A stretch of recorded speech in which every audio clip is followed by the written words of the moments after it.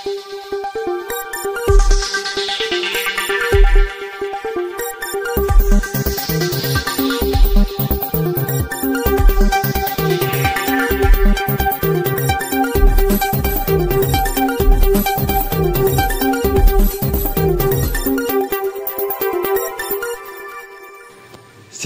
अभाव को नहीं विद्यालय पड़ा ताला।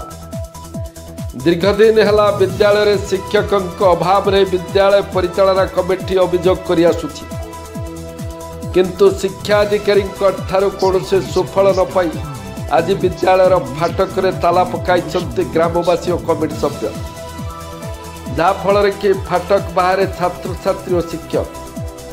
एपरी घटना देखा मिली भुवन ब्लॉक सरकारी उपरा विद्यालय चंडीपाल ग्राम। यह विद्यालय शिशु बाटिकार अष्टम श्रेणी पर्यंत 157 जन छात्र छात्री अध्ययन करुवा बेले मोट प्रधान शिक्षक सहित 4 जन शिक्षक नियुक्ति दि जाइछि, जहाद्वारा पिला पाठपढ़ारे घोर व्याघात घटुछि। खबर पाई एबीओ दुष्मंत कुमार मिश्र विद्यालय पहुंची बुझासुझा पर 1.5 घंटा विलंब विद्यालय फाटक ताला खोला जाइथिला। आम स्कूल 8-9 जन शिक्षक होगा कथा, किंतु आम स्कूल 4-5 जन शिक्षक होतिबारु आम पाठ पढ़िबार विघात घटुछि। तेणु मु सरकार को अनुरोध करूची आम स्कूल शिक्षक मानक नियुक्ति करा जाऊ।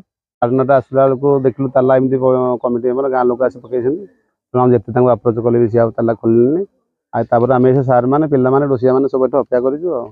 परिस्थ अधिकारी सीआरसी जनईचु, सीआरसी सार भी परिस्थ अधिकारी जनइले आसुनी जो शिक्षक ए जन टीचर आमर 31/8 रिटायर्ड होती 2025। तेणु से बाद आउ जन सार गोटे नहीं आडजस्टमेंट आउ जन सार बस आसुँच, कितु जेहेतु आमर यहाँ बहुत दिन स्कूल तेणु शिक्षक अभाव सब लगी रोचे, से गाँ लोक दाबी जहाँ शुणा कथा आम स्कूल दीर्घ 1904 मसीह आसला। यही धंदा शिक्षक अभाव आमर सब लगी रही। आम बीओ डीओ एडीओ जहाँ कहले भी आम कथा कहीं शुणुना से आम आज एसएमसी कमिटी और ग्रामवासी एकाठी निष्पत्ति नेलु जो दिन आम स्कूल शिक्षक पूरण हे से दिन आम ताला खोलू बंद रहा स्कूल। आम उपरस्थ अधिकारी समस्त को जन से कहले पूरण हम एटा प्रतिश्रुति हो पानी गार। आम जो प्रतिश्रुति नहीं संकल्प नहीं जो दिन आम स्कूल शिक्षक पूरण हे से दिन आम ताला खोलू।